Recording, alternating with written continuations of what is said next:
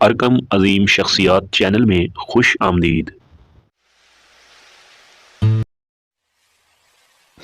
حضرت عیسیٰ علیہ السلام انہوں نے معافی، رحم اور مہربانی کی تبلیغ کی۔ حضرت عیسیٰ علیہ السلام یسوع مسیح کی پائیدار میراث، محبت، ہمدردی اور امید۔ تاریخ میں ایک نام بہت زیادہ روشن اور بہت زیادہ پائیدار ہے، یسوع مسیح۔ حضرت عیسیٰ علیہ السلام، ان کی زندگی، تعلیمات اور انسانیت پر ان کا گہرا اثر پوری دنیا کے جذبات کو متاثر اور ترقی دیتا رہتا ہے۔ بہت سے لوگوں کے لیے وہ خدا کا بیٹا، نجات دہندہ اور محبت اور شفقت کا مجسمہ ہے۔ یسوع مسیح، حضرت عیسیٰ علیہ السلام 2000 سال قبل بیت لحم میں پیدا ہوئے۔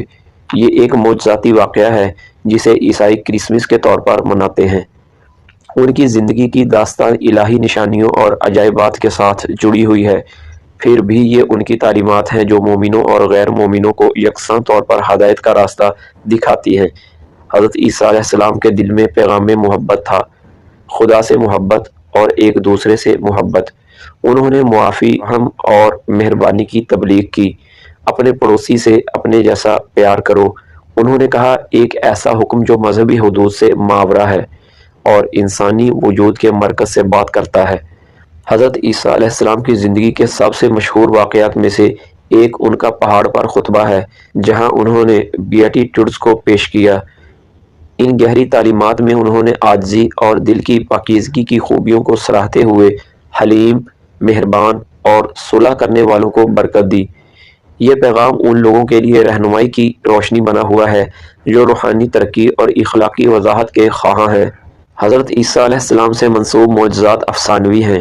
انہوں نے پانی کو شربت بنا دیا، ہزاروں لوگوں کو چند روٹیاں اور مچھلیاں کھلائیں اور پانی پر بھی چلے۔ یہ کاروائیاں محض طاقت کی نمائش نہیں تھی، یہ ان کے الہی مشن کی علامت تھیں۔ بیماروں کی معجزانہ شفا یابی اور مردوں کو زندہ کرنے سے ان کی ہمدردی اور مصیبت زدوں کے لیے امید لانے کی صلاحیت پیدا ہوئی۔ حضرت عیسیٰ علیہ السلام کی مصلوبیت ان کی کہانی کا ایک اہم لمحہ ہے۔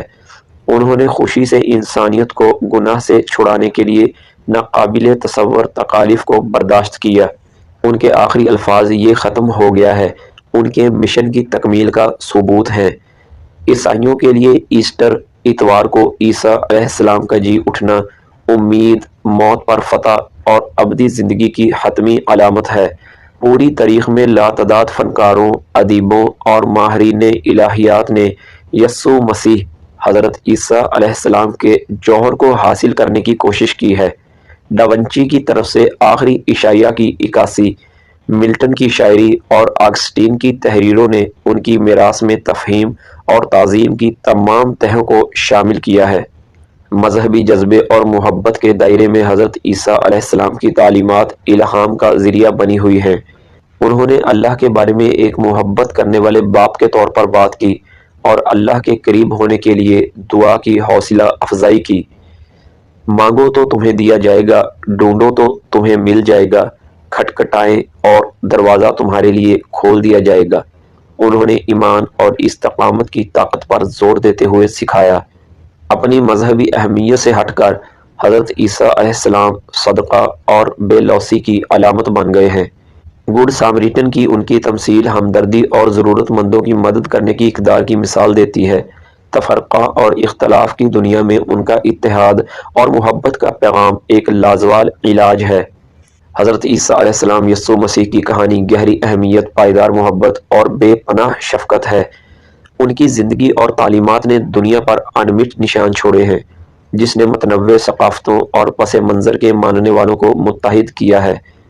محبت، معافی اور امید کا پیغام جو وہ انسانیت کے لیے لائے چمکتا رہتا ہے، جو اس کے متلاشی تمام لوگوں کو تسلی اور تحریک دیتا ہے۔